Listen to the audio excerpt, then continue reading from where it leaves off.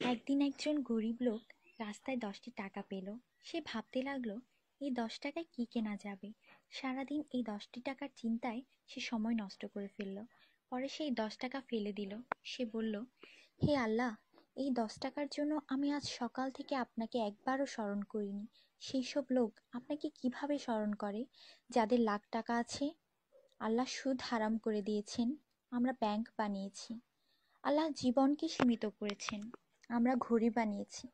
আল্লাহ পর্দার হুকুম দিয়েছেন, আমরা টিভি, ডিভিডি, ডিশ দিয়ে বেহায়ামি সর্বসাধারণের জন্য করে দিয়েছি। আল্লাহ বলেন, কোরআনে তোমাদের সফলতা, আমরা অক্সফোর্ডের বইকে সফলতা বানিয়ে নিয়েছি। আল্লাহ মিথ্যা বলা নিষেধ করেছেন, আর আমরা এপ্রিল ফুল পালন করা শুরু করে দিয়েছি। আল্লাহ বৃদ্ধ বয়সে মা বাবার সেবা করতে বলেছেন, আমরা বৃদ্ধাশ্রম বানিয়ে ফেলেছি। আজ মুসলমান এই জন্য দুশ্চিন্তায় যে যাকে খুশি করার তাকেই তো রাগিয়ে ফেলেছি। দয়া করে সবাইকে ফরওয়ার্ড করুন, কারণ নেকির দাওয়াত দেওয়ায় নেকিকারীর সমান সওয়াব পাওয়া যায়। একটু ভাবুন, আজান যখন হয় তখন টিভির ভলিউম কমানো হয়, কিন্তু নজর টিভিতেই থাকে। আর মনে মনে বলি, আজান যাতে তাড়াতাড়ি শেষ হয়। এটাই কি আজানের মর্ম? আপনি নিজে আপনার মনকে প্রশ্ন করুন। আজানের জবাব দেওয়ার চেষ্টা করুন, যাতে মৃত্যুর পর কালিমা তাইয়্যিবা আমাদের নসিব হয়। অনুরোধ, এই মেসেজটি সবার কাছে পৌঁছে দিন। বন্ধুরা, আমাদের দাওয়াতে যদি কেউ না আসে, আমরা রাগান্বিত হই। আল্লাহর পক্ষ থেকে আমাদের জন্য প্রতিদিন 5 বার দাওয়াত আসে, আর আমরা নামাজ পড়ি না। তাতে কি আল্লাহ আমাদের উপর রাগান্বিত হন না?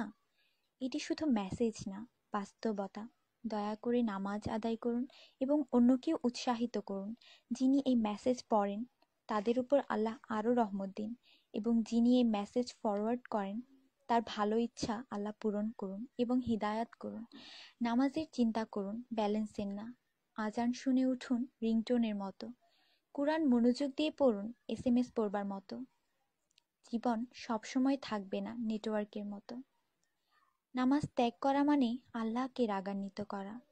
ফজর 6 মিনিট, জোহর 15 মিনিট, আসর 8 মিনিট, মাগরিব 10 মিনিট, এশা 18 মিনিট, মোট 57 মিনিট। 80% লোক এই মেসেজ ফরওয়ার্ড করে না। দয়া করে আপনি করুন। আল্লাহ সবার মঙ্গল করুন। আমিন।